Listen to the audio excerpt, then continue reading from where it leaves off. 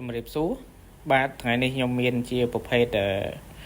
ថ្នាំដែលមានសមាសធាតុសប៊ីតុលវាជាពពួកលាងសម្អាតជាតិពុល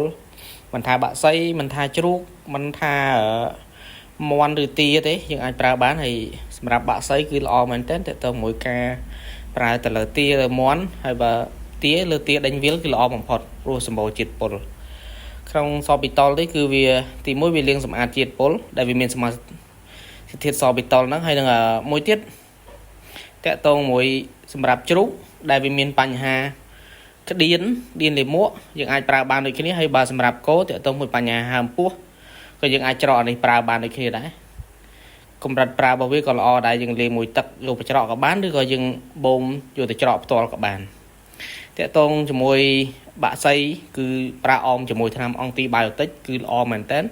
កតងជាមួយការសម្អាតជាតិពុលហើយមួយទៀតតម្រងនោមក៏យើងអាចសម្អាតបានដែរ